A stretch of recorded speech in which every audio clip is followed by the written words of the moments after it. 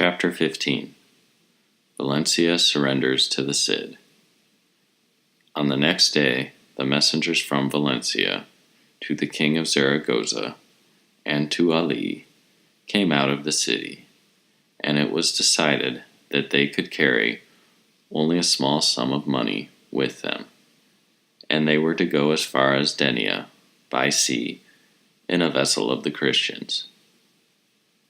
These messengers, 10 in number, got on board with their company, and the Cid sent word to the master not to sail until he came.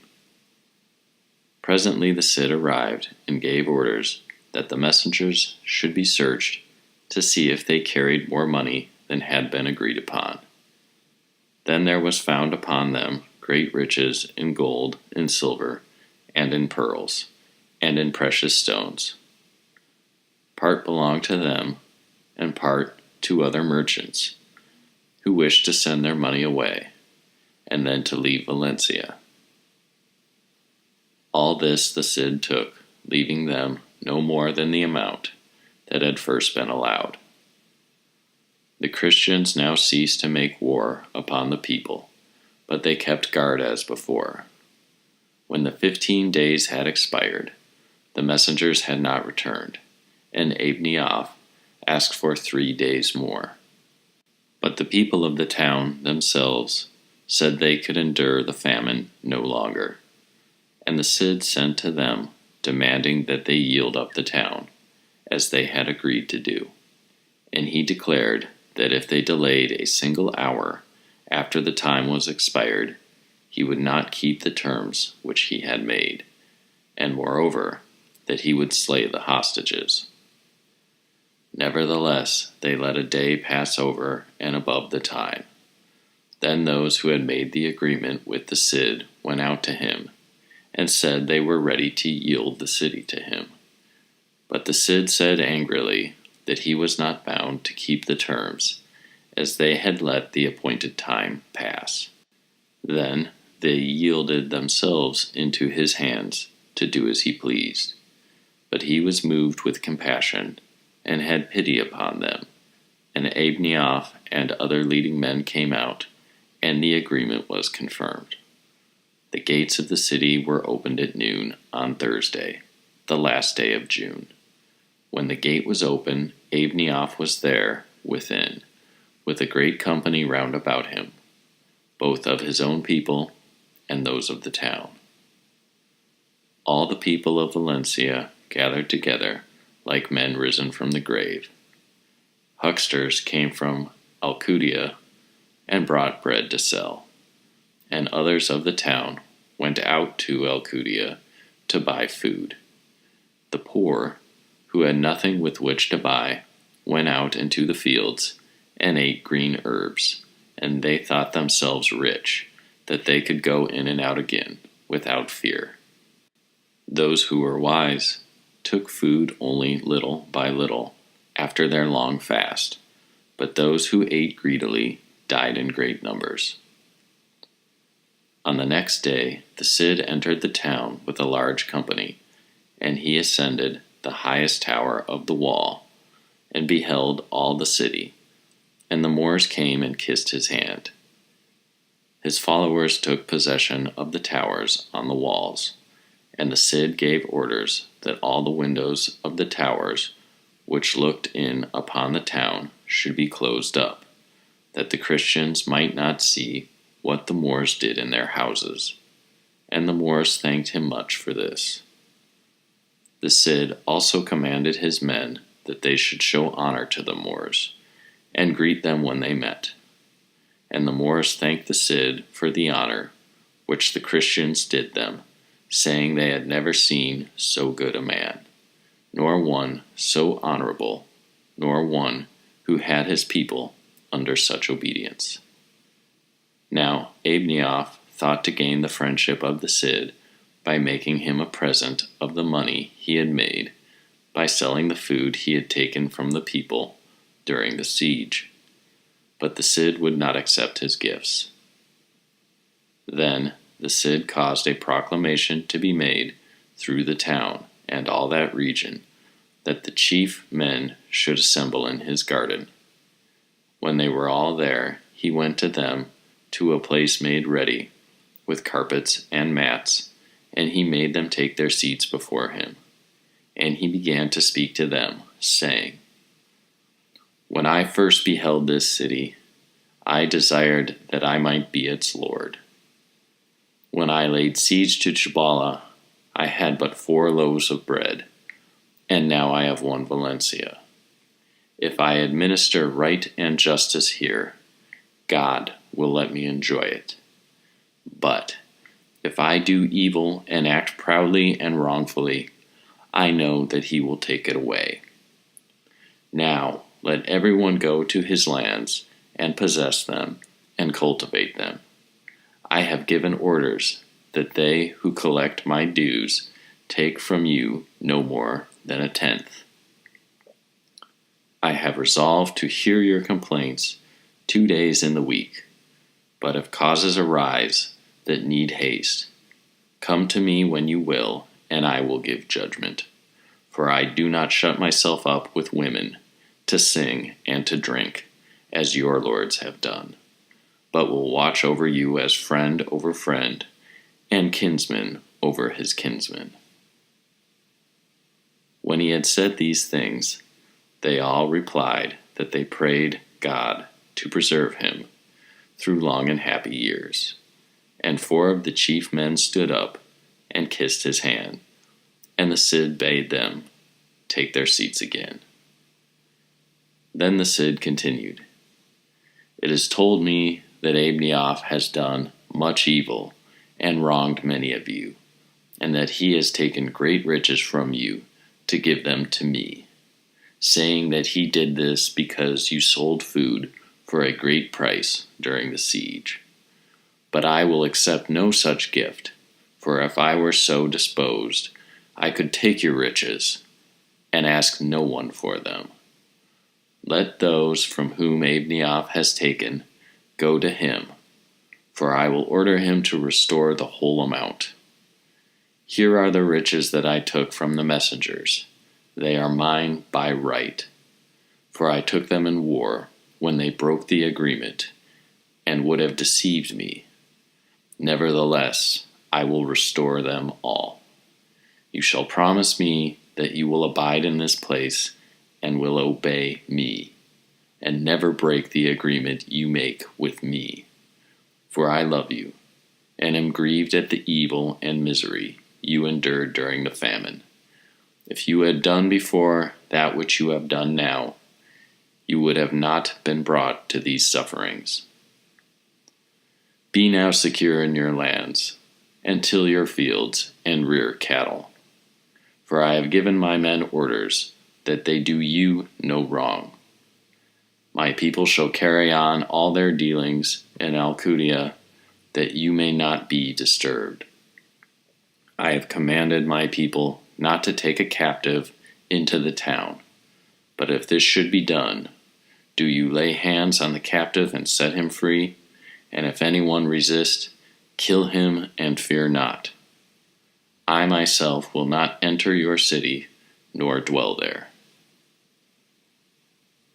When he had said these things, he dismissed the men, and they went away, marveling at the greatness of his promises, and they put away all fear. Then the Cid sent for Abdallah Adiz to the custom house to collect the rents of the town for him. The Moors wished to take possession again of their property, as the Cid had promised, but they found that the Christians were cultivating their fields and would not give them up. The Moors waited until Thursday, for the Cid had appointed Mondays and Thursdays as the days when he would hear complaints. And the chief men went to his garden. But the Cid sent word to them that he could not hear them on that day because of other matters, and asked them to come again on Monday. He did this to show that they were in his power.